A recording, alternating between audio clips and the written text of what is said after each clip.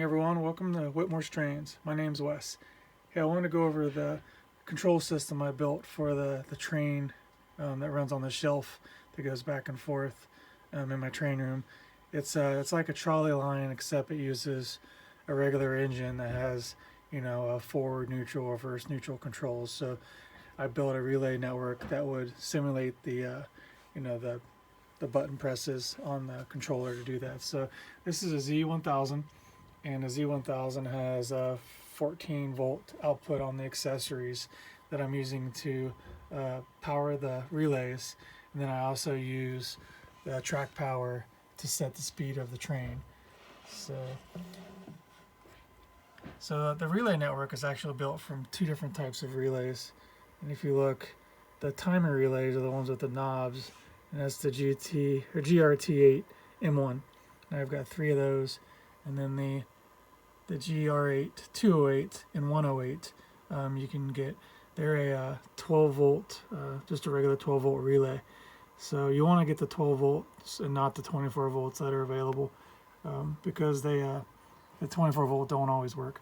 So I wanted to I wanted to power the relays with constant voltage, so I'm using the accessory output of 14 volts to run the relays, and then I set the speed of the train with the track output power off the Z controller.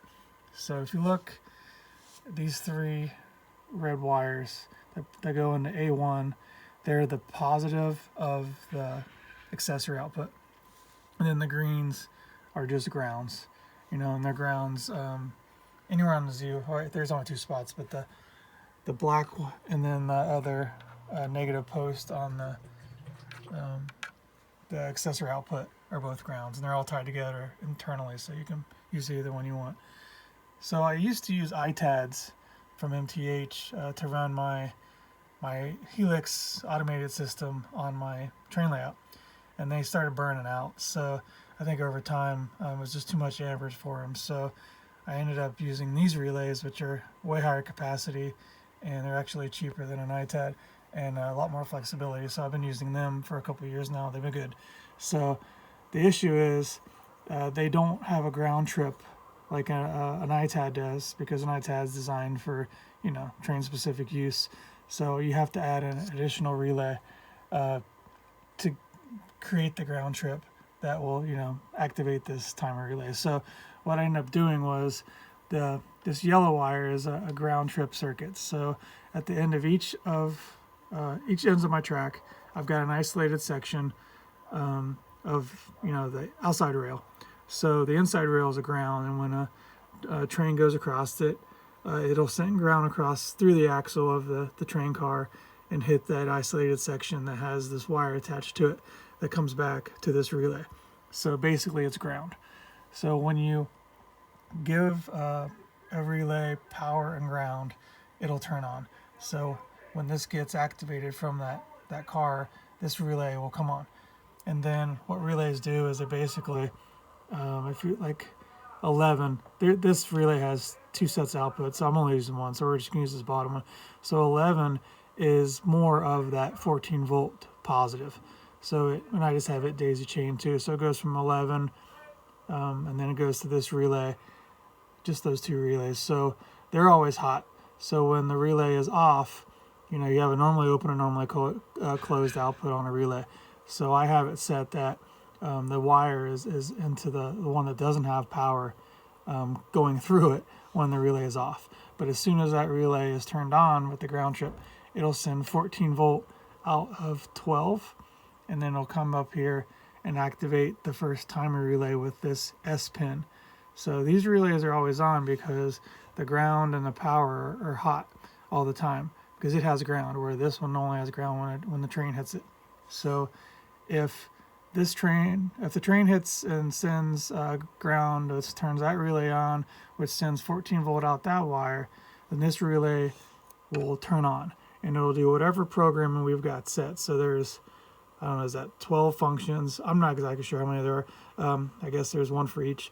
But the best thing to do is to go to YouTube and do a search on that model number, and you'll see a good demonstration of what these relays can do, and you just pick the function that you need for whatever you want it to do. So, but the controls are the time length, which is from 1 minute to full on or off. So I've got it set for 1 minute, but in the middle one is a percentage of that 1 minute, so it's 20% of 1 minute. And then I've got it set to G. So this relay will energize and stay energized for 20% of 1 minute. And what it's doing is the same thing as the other relay. Is I've got 14 volt on 15. So when it energizes, it's going to send 14 volt out 16 for whatever this is set up to do. So, let's say it's 7 seconds. So it's going to send 14 volt out for 7 seconds. And then it'll come in, that output comes into this S. Now this relay kind of does two things. So when it's in a standalone state, it's not doing anything at all. It's using a normally open output. So keep that in mind. So these relays are no longer using, like I'm not using 14 volt input. What I'm using is this white wire, which is the transformer speed. So let's say I've got that set to 8 volt. So 8 volts coming out, going into both of these inputs, I guess we'll call them. So there's 8 volts sitting here. So when this is off, it's going to send 8 volt right out the other pin, which goes to the track. So, so as I think it's this red one here. So when it's off, it's got 8 volt in between, like in the middle part of my track, we'll say, where the train disc is in the middle. But when this gets activated, it'll stop sending voltage out to the track, and it'll send voltage out the other pin to feed this relay, which this relay doesn't have a S functionality set up. It just has, when you power it up, do whatever you've got set on this program.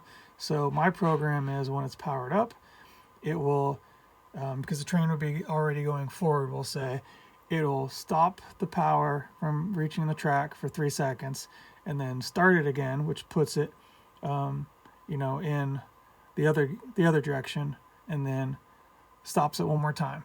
And then that's all I needed it to do, because I just needed it, because it was already going forward. I needed it to stop, power back up to put it in neutral, stop, and then power, and then at that point I just need to power it again to get it to go the other direction.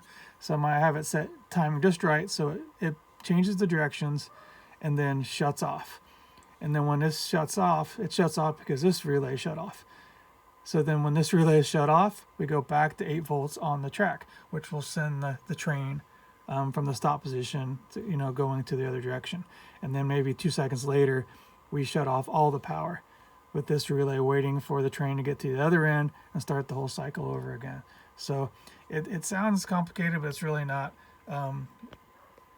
If you just break it down into sections, and you're able to adjust the timing that you needed. I could have done 6 seconds if I needed to, or 4 seconds on that pulse, just to get it to change direction. I'm simulating pushing that red button. So that's all that's doing. So I guess another thing to say, like, we only need one pulse of ground.